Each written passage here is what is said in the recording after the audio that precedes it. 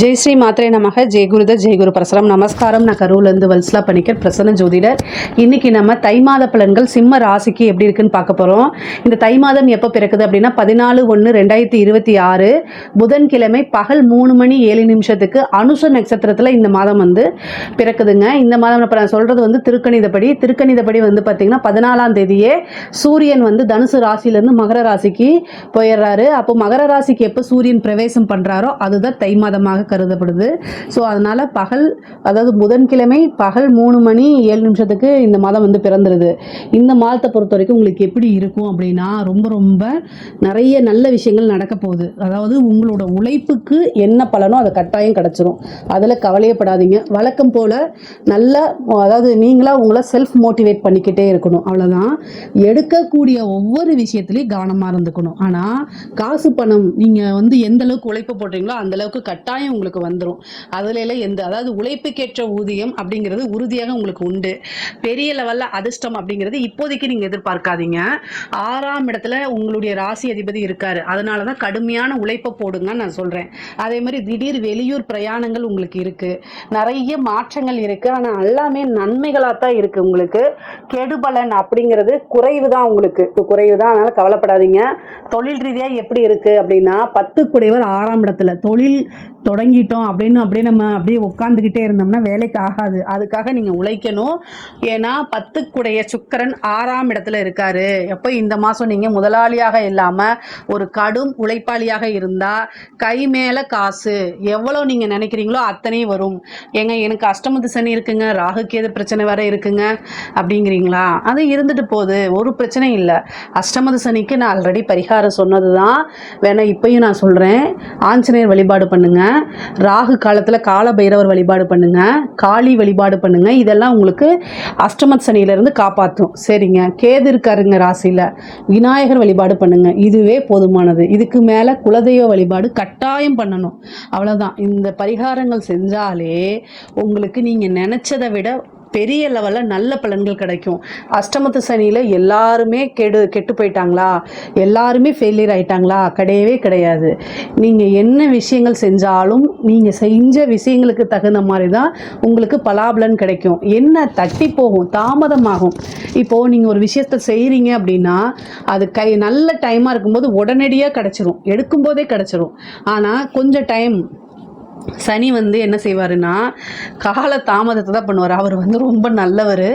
So அதனால் கால தாமதத்தை பண்ணினாலும் உங்களுக்கு கட்டாயம் கொடுத்துருவார். நீங்கள் கவலையே படாதீங்க. இருக்கிறதுலே டேஞ்சரானது கேது தான். ஸோ அதனால் நீங்கள் சனியவே பிடிச்சிக்கிட்டு அப்படியே இருக்காதீங்க. சனி பெரிய லெவலில் உங்களுக்கு சங்கடங்களை கொடுக்க மாட்டார். ஆனால் கேது தான் விரக்தி நிலையை கொடுப்பாரு. ஒருத்தங்க ஆகக்கூடாதது என்னென்னா விரக்தி. ஸோ உங்களுடைய செல்ஃபை நீங்கள் என்னென்னா மோட்டிவேட்டடாக இருக்கணும். செல்ஃப் மோட்டிவேட்டட் அதிகமாக உங்களுக்கு தேவை. உங்கள் மேலே அதிகமான நம்பிக்கையை நீங்கள் தான் வைக்கணும், மற்றவங்க வைக்கக்கூடாது. நீங்கள் உங்கள் மேலே ஃபஸ்ட்டு நம்பிக்கை வைக்கணும். நம்மளால் இது முடியும் அப்படின்னு நீங்கள் நம்பிட்டீங்கன்னா எல்லாமே உங்களுக்கு சக்ஸஸ் ஆயிரும். எந்த கவலையும் இல்லைங்க. சரிங்க. இப்போது பிஸ்னஸ் ரீதியாக நிறைய மாற்றங்கள் இருக்குது. வருமானம் அப்படிங்கிறது உறுதியாக இருக்குங்க. புதுசாக பிஸ்னஸ் ஸ்டார்ட் பண்ணலாமான்னா இந்த மாதம் ஸ்டார்ட் பண்ணலாம். ஏன்னா 12ஆம் இடத்தை நிறைய கிரகங்கள் பார்க்குது. 12ஆம் இடம்ங்கிறது இன்வெஸ்ட்மெண்ட்டு. உங்களோட ராசி அதிபதி யார்? 6ஆம் இடத்துல இருந்து 12 பார்க்குறாரு. அப்போ அது ஒரு நல்ல இன்வெஸ்ட்மெண்ட். 10 குடையவர் 12ஆம் இடத்தை பார்க்குறாரு 6ஆம் இடத்துல இருந்து.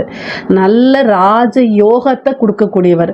4, 9 கூடிய செவ்வாய் 6ஆம் இடத்துல இருந்து உச்சம் பெறுறாரு. அப்போ செவ்வாய் 6ஆம் இடத்துல இருந்து உச்சம் பெற்றா என்ன? உழைத்தா அந்த உழைப்புக்கு பல மடங்கு, பல லட்சங்கள், பல கோடிகளை குவிக்க முடியுங்கிற அர்த்தம் தான் இந்த மாதம். இந்த மாதத்தில் உங்களுக்கு என்னென்னா நீங்கள் என்ன அளவுக்கு ஹார்ட் ஒர்க் போடுறீங்களோ அந்த ஹார்ட் ஒர்க்குக்கு தகுந்த மாதிரி நல்ல பலன்கள் உறுதியாக உண்டு. 6ஆம் இடம்ங்கிறது நல்ல இன்கம்ங்க. நிறைய சொத்து சேர்க்கைங்க. திடீர்னு ஒரு சொத்து சேர்க்கை சேர்ந்துருங்க. ஆல்ரெடி வீடு இருந்தாலும் இன்னொரு வீடு, வாகனங்கள் வாங்கக்கூடிய அமைப்புகள்லாம் கொடுத்துருங்க. ரொம்ப ரொம்ப சூப்பரான அமைப்புகள் இந்த மாதம் உங்களுக்கு உறுதியாக இருக்குது. உத்தியோகத்தில் இருக்கவங்களுக்குலாம் இது சூப்பரான இது. நீங்கள் எவ்வளோ நாள் கஷ்டப்பட்டிருந்தாலும் சரி இந்த மாதம் நீங்கள் கஷ்டப்பட்டது எல்லாத்துக்கும் கை மேலே பலன் கிடைக்க போகுதுங்க. 6ஆம் இடத்துல சூரியன் உங்கள் ராசி அதிபதி சுக்கிரன் செவ்வாய் உச்சம் பெறுறாரு. அப்புறம் புதன் 2, 11 கூடையவருங்க அவர் இருக்கார். அதனால என்னென்னா உத்தியோகத்தில் இருக்கவங்களுக்கு நல்ல லாபம், நிறைய சேலரி இன்க்ரிமெண்ட்டு, நீங்கள் நினச்சதை விட கூடுதலான பலன்கள், திடீர்னு ஒரு உத்தியோக உயர்வு, இது மாதிரி உங்களுக்கு உறுதியாக அருமையாக கிடைக்கும். தொழிலில் இருக்கவங்கள விட பிஸ்னஸ்ஸு, தொழில் இது 2ல் எது பெஸ்ட் அப்படின்னா உத்தியோகத்தில் இருக்கவங்களுக்கு தான் சூப்பர்னு நான் சொல்லுவேன். தொழில் இருக்குது, அதுவும் நல்லது தான். ஆனால் உத்தியோகத்தில் இருக்கவங்களுக்கு இந்த மாதம் சூப்பரான மாதம். ஏன்னா 6ஆம் இடத்துல இருக்குது. திடீர்னு ஒரு ப்ரமோஷன்ஸு, நீங்கள் எந்த இடத்துல வேலை எதிர்பார்த்தீங்களோ ஆஃபர் லெட்டர் கொண்டு வந்து கொடுப்பாங்க. அதே மாதிரி அங்கே போய் வேலை பார்க்குறது, நல்ல காசு பணம் சம்பாதிக்கிறது, ஒரு நல்ல போஸ்டிங்கில் போய் உட்கார்றது. அதே மாதிரி ஆல்ரெடி வேலை செஞ்ச இடத்துல வந்து உங்களை பாராட்டுறதுங்க, மெயினாக உங்களை பாராட்டுறது. பொதுவாகவே நம்ம உழைப்புக்கு காசு பணம் வருது, ஆனால் நமக்கு ஒரு பாராட்டு அங்கீகாரமும் கிடைச்சாதானே அது ரொம்ப நல்லாயிருக்கும். அந்த மாதிரி அமைப்பெல்லாம் இந்த மாதம் உங்களுக்கு நடக்கும். அது மூலிமா நல்ல மன மகிழ்ச்சி ஆகக்கூடிய அமைப்புகள். சரிங்க. அதே மாதிரி 6ஆம் இடம்ங்கிறது வந்து ஹெல்த்தையும் நீங்கள் பார்த்துக்கணும். நோயின்னு சொல்லக்கூடிய இடமும் வந்து பார்த்திங்கன்னா 6 தான். ஸோ மருத்துவ செலவு இருக்குது. ஹெல்த்தில் ஏதாவது ஒரு பிரச்சனைனா உடனடியாக மருத்துவரை ஆலோசனை பண்ணிவிட்டு அவங்களுடைய அறிவுரைப்படி கட்டாயம் நீங்கள் நடந்துக்கணும். இல்லை அப்படின்னா ஹெல்த்தில் ஏதாவது பிரச்சனைகள் வரத்துக்கு வாய்ப்பு இருக்குது. கவனமாக இருங்க. சரிங்க. அதே மாதிரி வந்து 6ஆம் இடம் நோய் மட்டும்தானா? கடன். ஸோ கடன் ரீதியாக கஷ்டங்கள் இருக்குதான், நான் இல்லைன்னு சொல்ல மாட்டேன். நீங்கள் சமாளிக்க முடியுமா அப்படின்னு கேட்டிங்கன்னா கட்டாயம் சமாளிக்க முடியும். நீங்கள் 6 கூட 2 11 கூடையவரும் 6ல் போய் உட்காந்துருக்காரு. சிம்மராசிக்காரங்க, நான் ஒரே ஒரு விஷயம் சொல்கிறத கேளுங்க. எப்போவுமே நமக்கு கஷ்டங்கள் அப்படிங்கிறது தொடர்ந்து இருந்துக்கிட்டே இருக்காது. இந்த டைம் மட்டும்தான். இப்போ வந்து உங்களுடைய ராசியில் கேது இருக்குது. ஸோ அதனால் நீங்கள் பொதுவாகவே யார்கிட்டையும் போய் ஹெல்ப்பே கேட்க மாட்டீங்க. நீங்கள் வேணால் ஹெல்ப் பண்ணுவீங்க மற்றவங்களுக்கு. நம்ம போய் ஹெல்ப் கேட்குறதா அப்படின்னு சொல்லிட்டு உங்களுக்கு ஒரு கொஞ்சம் இது இருக்கும். ஸோ அதனால் நமக்கு உண்டான விஷயங்கள் நம்மளே பண்ணிக்கலாம், நம்மளே உழைச்சி முன்னேறிக்கலாம் அப்படின்னு நினைக்கக்கூடிய டைப் தான் நீங்கள். யார்கிட்டையும் அவ்வளோ சீக்கிரமாக போய் உதவின்னு கேட்க மாட்டீங்க.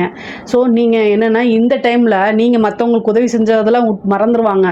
மறந்துட்டு நான் கடன் கொடுத்தேன் நீ கொடுக்க மாட்டேன்னு உங்ககிட்ட வந்து கேட்பாங்க. அதனால் மன சங்கடங்கள், அவமானங்கள் இதெல்லாமே வரத்தான் செய்யும். இதெல்லாம் ஒரு படிப்பினையே எடுத்துக்கணும். தயவுசெய்து சொல்கிறேன், இதெல்லாமே வந்து கஷ்டங்களாக நினைக்காதீங்க. நீங்கள் உங்களுக்கு ஒரு பாடமாக நினச்சிக்கோங்க. கேது வந்து பார்த்திங்கன்னா சந்திரன் கூட சேரும்போது என்னென்னா மன இறுக்கங்களை அதிகமாக கொடுப்பாரு, கவலைகளை அதிகமாக கொடுத்துருவார். அது என்ன எப்படி சூழ்நிலை வந்துடும் தெரியுமா? நம்மளுடைய நிலைமை அவ்வளோதானா, இனிமேல் இப்படி தான் இருக்குமா, வாழலாமா வேண்டாமா அப்படின்னு ஒரு மன நெருக்கடியை கொடுத்துருவார். ஸோ இது எல்லாத்துலேருந்து மீண்டு வர முடியும். கொஞ்ச நாள் தான். இவ்வளோ நாள் கிராஸ் பண்ணிட்டீங்க, கொஞ்ச நாள் தான். நீங்கள் கட்டாயம் சாதிப்பீங்க. உங்களுக்கு அமைப்பு ரொம்ப ரொம்ப சூப்பராக இருக்குது. இங்கே பாருங்கள், எவ்வளோ சூழ்நிலையாக இருந்தாலும் குரு 11ல் இருக்காரு. உங்களுக்கு அதிர்ஷ்டம் அப்படிங்கிறது அதுதான். 11ல் குரு இருந்து 5 பார்க்குறாருங்க. நீங்கள் கும்பிடுற தெய்வம் கட்டாயம் உங்களை வந்து கைவிடாது. நல்ல அமைப்புகளாக உங்களுக்கு மாற்றி கொடுக்கும். நீங்கள் கவலையப்படாதீங்க, தெய்வத்தை வணங்குங்க. நீங்கள் பிரச்சனைகள் இருக்கும்போது என்னடா அது நமக்கு தெய்வம் வேலையை செய்ய மாட்டேங்குன்னு நீங்கள் நினச்சிட்டு இருப்பீங்க. அங்கே வேற ஒரு விஷயங்கள் நடக்க வேண்டியதை தெய்வம் இந்த மாதிரி உங்களுக்கு குறைச்சி கொடுக்குது. அதை தயவு செய்து நம்புங்க. நிஜமாலுமே சொல்கிறேன், உங்கள் நிலைமை வந்து கட்டாயம் மாறிடும். ஸோ அதனால் எதுக்குமே நீங்கள் கவலைப்படாமல் இருங்க. கடன் அடையணும் அப்படின்னா சண்முகரை வழிபாடு பண்ணுங்கள், ஷடாக்ஷர தீபம் போடுங்க, ஷடாக்ஷர வழிபாடு பண்ணுங்கள். இதெல்லாமே உங்களுக்கு பெரிய லெவலில் ஹெல்ப் பண்ணுங்க. யாருக்காவது ஏதாவது தேவைப்பட்டுச்சு அப்படின்னா கமெண்ட்ஸில் கேளுங்க, நான் ஆன்சர் பண்ணுறேன். கடன் ரீதியாக இருக்கக்கூடிய பிரச்சனைகளை எப்படி சார்ட் அவுட் பண்ணுறது அப்படிங்கிறத நான் சொல்லி கொடுக்குறேன். ஆனால் ஹெல்த்தில் ரொம்ப அக்கறையாக இருக்கணும். நீங்கள் ஹெல்த்து கேர் பண்ணிக்கோங்க, செல்ஃபாக மோட்டிவேட் பண்ணிக்கோங்க. இதையும் கடந்து போகுங்கிற வார்த்தை சொல்லிகிட்டே இருங்க. நீங்கள் கட்டாயம் நீங்கள் வந்து ஒரு விஷயங்களை எடுத்தீங்க அப்படின்னா அதை சாதிச்சே தான் தெரிவிங்க. கட்டாயம் நீங்கள் அதை சாதிச்சிருங்க. அதனால் நீங்கள் கவலையப்படாதீங்க. பெண்களுக்கு இங்கே பாருங்கள், உங்களுடைய ராசியில் கேது, 7ல் ராகு இருக்குது, 6ஆம் இடத்துல வேற கிரகங்கள் இருக்குது. பொதுவாகவே நான் சொல்கிறேன், சிம்ம ராசிக்காரங்க கணவனாக இருந்தால் மனைவியும், மனைவியாக இருந்தால் கணவனும் ஒருவர் அனுசரித்து போகணும். மற்ற நாள் இல்லாமல் இந்த நாளில் தான் உங்களுக்கு கோபம் அதிகமாக வரும். ஏன்னா 6ல் செவ்வாய் உச்சமாகறாரு. ஸோ சாதாரண விஷயத்துக்கே டக்குன்னு டெம்ட் ஆவீங்க.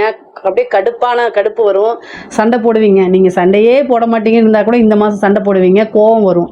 ஸோ அதனால் கோச்சிக்கிட்டு பேசாமலாம் இருக்காதீங்க. கோவம் வந்துச்சுன்னா ஒரே நிமிஷத்தில் மாறிடணும், டக்குன்னு வந்துடணும். அதுதான் நல்லது. பெண்களும் ரொம்ப அட்ஜஸ்ட் பண்ணி போங்க. கணவருடைய தேக ஆரோக்கியத்தில் கவனமாக இருங்க. கணவர்கிட்ட அட்ஜஸ்ட் பண்ணி போங்க. சிம்மராசிக்காரங்களே, தயவு செய்து கணவர்கிட்ட அட்ஜஸ்ட் பண்ணி போங்க. இல்லை அப்படின்னா அது ஒரு பெரிய சண்டை சச்சரவுகள், 3ஆம் நபர்களுடைய தலையீடு வரும். அதுக்கு தான் கணவர்கிட்ட அட்ஜஸ்ட் பண்ணி போங்கன்னு நான் சொல்கிறது. 3ஆம் நபர்களுடைய தலையீடு தலையீடுகள்லாம் வரும். அதனால் கவனமாக இருக்கணும். பொதுவாகவே உங்கள் மேலே தப்பு இருக்கோ இல்லையோ சாரின்னு ஒரு வார்த்தையை கேட்டுட்டு அந்த இடத்துலேருந்து மூவ் ஆன் பண்ணி போயிருங்க. அப்போ தான் என்ன ஆகும் தெரியுங்களா, வேறொரு நபரோட தலையீடு வராது, கோர்ட்டு கேஸு பஞ்சாயத்துன்னு போகாது, எல்லாமே உங்களுக்கு சுமூகமாக முடியும். இல்லை அப்படின்னா பிரச்சனைகள் ஆகும். அதே நேரத்தில் வந்து பார்த்திங்கன்னா வருமானங்கள் அதிகரிக்கும். உங்களுக்கு நல்ல அமைப்புகள் இருக்குது, சொத்து சேர்க்கை இருக்குது, கூடுதலான சொத்து சேர்க்கை இருக்குது, வண்டி வாகனங்கள் வாங்கக்கூடிய அமைப்புகள்லாம் இருக்குது, 7ல் ராகு இருக்குது, திடீர்னு ஒரு அதிர்ஷ்டம் தேடி வரதுக்கு உண்டான அமைப்புகள் இருக்குது. அஷ்டமத்து சனி மாங்கல்ய ஸ்தானத்தில் இருக்கனால நீங்கள் என்னென்னா கணவருடைய ஆரோக்கியத்தில் கவனமாக இருக்கணும். உங்களுடைய பேரில் வந்து பார்த்திங்கன்னா ஏதாவது களங்கங்கள் விளைவிக்கிறதுனே சில ஆட்கள் வருவாங்க, அவங்க கிட்டேருந்து தள்ளி இருங்க. பொதுவாகவே மனசை கஷ்டப்படுத்தக்கூடிய நபர்கள்கிட்ட இருந்து அவங்கள விலக்கி வைக்கணும், இல்லைன்னா நீங்கள் விலகி வந்துடணும். இதில் 2ல் ஏதாவது என்ன உங்களுக்கு பாசிபிளோ அதை செய்யுங்க. முக்கியமாக வந்து சிம்மராசிக்காரங்க என்ன பண்ணணும் அப்படின்னா, உங்கள் மனசு ஆல்ரெடி உங்களுக்கு நீங்களே கஷ்டமாக இருக்கீங்க, இன்னும் உங்களை டிமோட் பண்ணுறவங்கள கட் பண்ணி விடுங்க. பெண்களாக இருந்துச்சு அப்படின்னா அஷ்டமத்தில் கிரகங்கள் இருக்குது, 6லையும் கிரகங்கள் இருக்குது, நீங்கள் கரெக்டாக இருப்பீங்க. ஆனால் உங்கள் பேரை மிஸ்யூஸ் பண்ணி உங்கள் மேலே வதந்திகளை ஏற்படுத்தி விட்டு உங்களை கெடுக்கணுன்னே சில பேர் வருவாங்க. அதையெல்லாம் கண்டு காணாமல் மூவ் ஆன் பண்ணி வந்துக்கிட்டே இருங்க. அங்கேயே ஸ்டக் ஆகிட்டிங்கன்னா அதுதான் அவங்களுக்கு வேணும். ஸோ அவங்களுக்கு வேணுங்கிறத நீங்கள் தயவு செய்து செய்யாதீங்க. நீங்கள் உண்டு, உங்கள் ஃபேமிலி உண்டு, உங்களோட வாழ்க்கையில் முன்னேற்றம் உண்டு. சம்பாதிப்பது எப்படி, இதில் மட்டும் கான்சன்ட்ரேட் பண்ணுங்கள், மிகப்பெரிய லெவலில் வந்துடுவீங்க. படிக்கக்கூடிய குழந்தைங்களுக்கு படிப்பில் ஞாபகத்திறன் குறைஞ்சிரும், படிக்கக்கூடிய எண்ணங்கள் வராது, அலட்சிய போக்கு வரும். ஏன்னா இந்த உங்களுடைய ராசியிலே கேது இருக்குது, அதனால அலட்சிய போக்கு வரும். இந்த மாதிரி அமைப்புகள் இருக்குது. 4 குடைவர் போய் மறைஞ்சிட்டாரு, குரு அனுகிரகம் 4ஆம் இடத்துக்கு இல்லை. இதனால் என்னென்னா ரொம்ப கன்ஃபியூஸாக இருப்பீங்க. பேரண்ட்ஸ் வந்து ஹயகிரீவர் வழிபாடு பண்ணணும், குழந்தைங்களை கூட்டு போய் ஹயகிரீவர் வழிபாடு, சரஸ்வதி வழிபாடெல்லாம் பண்ணுங்கள். அப்போ தான் படிப்பில் ஆர்வம் வரும். படிக்கிறதுக்கு முன்னாடி ப்ரேயர்ஸ் பண்ணுங்கள். படித்தாதான் நமக்கு லைஃப்னு உணர்ந்து படிங்க, நல்ல லெவலுக்கு வந்துடுவீங்க. ஆனால் கட்டாயம் உங்களுடைய கையில் தான் இருக்குது, எல்லாமே வந்து உங்களுடைய கையில் தான் இருக்குது. அதே மாதிரி வந்து உயர்கல்வி படிக்கிறவங்களுக்குலாம் நல்ல இடத்துல பிளேஸ்மெண்ட் கிடைக்குமானா, நீங்கள் ஹார்ட் ஒர்க் போடுற அளவுக்கு கிடைக்காது, ஆனால் தாமதமாக கிடைக்கும். அதுக்காக நீங்கள் வருத்தப்பட வேண்டாம். இஷ்ட தெய்வ வழிபாடுகள்லாம் பண்ணிக்கங்க. இந்த தெய்வத்துடைய அனுகிரகமும் கிரகங்களுடைய பிளெஸிங்ஸும் தெய்வத்துடைய பிளெஸிங்ஸும் இருந்துச்சுன்னா நீங்கள் நினைக்கிறது உடனே நடக்கும். இல்லைன்னா கொஞ்சம் கால தாமதமாகி கிடைக்கும், ஆனால் கிடச்சிரும். கிடைக்காமலாம் போகாது. நீங்கள் எதிர்பார்த்த விஷயங்கள் கிடைக்காது, கிடைக்கக்கூடிய நேரத்தில் கிடைக்காதே தவிர கட்டாயம் கிடைக்கும் அப்படின்னா கிடைக்கும் தான், நீங்கள் கவலையப்படாதீங்க. அதே மாதிரி இந்த கோர்ட்டு கேஸ் வழக்குகளில் பிரச்சனைகளில் உங்களுக்கு சாதகமாக மாறுறதுக்கு உண்டான அமைப்பு இருக்குது. ஏன்னா உங்களுக்கு பாக்கியாதிபதி 6ஆம் இடத்துல இருக்கார். அதனால் கோர்ட்டு கேஸு பிரச்சனைகள் இருந்து உங்களுக்கு சாதகமான மாறுறதும், உங்கள் சைடு ஃபேவராக ஆகிறதும், உங்கள் மேலே கேஸ் இருக்கிறது உங்களுக்கு ஃபேவராக மாறுறதுக்கு உண்டான அமைப்புகள் இருக்குது. உயில் சொத்துக்களில் இருந்தது திடீர்னு ஒரு அதிர்ஷ்டமாக மாறி உங்களுக்கு வர்றதும், பினாமி சொத்துக்கள் உங்களுக்கு ஒரு அதிர்ஷ்டமாக மாறி வர்றது, இதெல்லாம் அமைப்புகள் இருக்குது. திடீர்னு காசு பணம் வரும். நீங்கள் எதிர்பார்க்காத நேரத்தில் நல்ல விஷயங்கள் உங்களை தானாக தேடி வரதுக்கு உண்டான அமைப்புகள் இந்த மாதம் உறுதியாக இருக்குது. அரசாங்க துறையில் இருக்கவங்களுக்கு காசு பணமும் வரும், கூட பிரச்சனையும் வரும். அதனால் கவனமாக இருங்க. லஞ்ச லாவணங்களை இப்போதைக்கு தவிர்க்கிறது நல்லது. அரசாங்கத்தில் அதிகாரிகள் வந்து உயர் அதிகாரிகள் கொஞ்சம் வேலைப்பளு அதிகமாக கொடுப்பாங்க. அழுத்தங்களுக்கு உங்களுக்கு வரும் ரொம்ப ஜாஸ்தியாகவே இருக்கும். ஆனால் சமாளித்து தான் ஆகணும். இந்த சங்கடங்களை எல்லாம் சமாளிச்சிங்க அப்படின்னா நீங்கள் மிகப்பெரிய சாதனையாளராக மாறுறதுக்கு 100% வாய்ப்புகள் உறுதியாக உண்டு. கலைத்துறையில் இருக்கிறவங்களுக்கு முன்னேற்றங்கள், காசு பணம் சம்பாதிப்பு இருக்கும். ஒரு வாய்ப்பு தட்டி போனால் அடுத்த வாய்ப்பு உங்களை தானாக தேடி வரும். நெகட்டிவாக பப்ளிசிட்டி ஆகிறதுக்கு நிறைய வாய்ப்புகள் இருக்குது. ஆனால் ஏதாவது ஒரு வாய்ப்பு வந்தால் போதுன்னு மட்டும் நினைங்க, மிகப்பெரிய லெவலில் நீங்கள் சக்ஸஸ் பண்ணிடுவீங்க. நல்ல வருமானம் வரும், நிறைய அலைச்சல்களை மேற்கொள்கிற மாதிரி வரும். சின்ன சின்ன விஷயங்கள் தான் உங்களுக்கு கிடைக்கும். கிடைக்கக்கூடிய ஒவ்வொரு விஷயத்தையும் நீங்கள் கரெக்டாக யூஸ் பண்ணிட்டீங்கன்னா மிகப்பெரிய லெவலில் சக்ஸஸ் ஆக முடியும். சரி, அரசியல்வாதிகளுக்கு இங்கே பாருங்கள், அரசியல்வாதிகளுக்கு அஷ்டமத்து சனி இருக்குது, உங்களுடைய இதில் கேது இருக்குது. இந்த டைம் உங்களுக்கு சரியில்லைன்னு தான் நான் சொல்லுவேன். சிம்மராசியில் முக்கியமாக வந்து பார்த்திங்கன்னா அரசியல்வாதிகள் பெரிய லெவலில் சக்ஸஸ் பண்ணுறதுக்கு உண்டான வாய்ப்புகள் ரொம்ப குறைவு.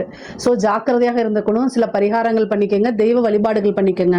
உங்களை நெகட்டிவாகவும் உங்களை வந்து மக்கள் வில்லனாக பார்க்குறது, அதே மாதிரி வந்து நீங்கள் நல்லது செய்ய போவீங்க, நிறைய ஸ்கீம்லாம் இதெல்லாம் கொடுத்தா கூட உங்களுக்கு வந்து பார்த்திங்கன்னா ஒரு வில்லத்தனமாக பார்க்குறது, அவங்க கஷ்டப்படுறதுக்கு நீங்கள் தான் காரணம்னு நினைக்கிறது, நீங்கள் பாவம் என்ன செய்கிறதுனே தெரியாமல் இருக்கிறது, இது மாதிரிலாம் சங்கடங்கள் வரத்தான் செய்யும். அதனால் கவனமாக இருந்துக்கங்க. அரசியல்வாதிகள் கட்டாயம் பரிகாரம் பண்ணுங்கள், தெய்வ வழிபாடுகள் பண்ணுங்கள். பொதுவாகவே வந்து பார்த்திங்கன்னா கடன் ரீதியாக இருக்கக்கூடிய பிரச்சனைகளை படிப்படியாக முன்னேறது, அதாவது அதுலேருந்து கடனை அடைச்சிட்டு வெளியில் வரதுக்கு உண்டான அமைப்புகள் கட்டாயம் உங்களுக்கு பிறக்கும். சனியோடைய தொந்தரவும் இந்த ராகுகேதுடைய தொந்தரவுகளும் வந்து குறையிறதுக்கு சில வழிபாடுகள்லாம் நான் சொல்லியிருக்கேன். தெரியலன்னா கமெண்ட்ஸில் கேளுங்க, நான் கட்டாயம் ஆன்சர் பண்ணுறேன். நம்மளுடைய சேனலை லைக் பண்ணுங்கள், ஷேர் பண்ணுங்கள், சப்ஸ்கிரைப் பண்ணுங்கள். நன்றி, வணக்கம்.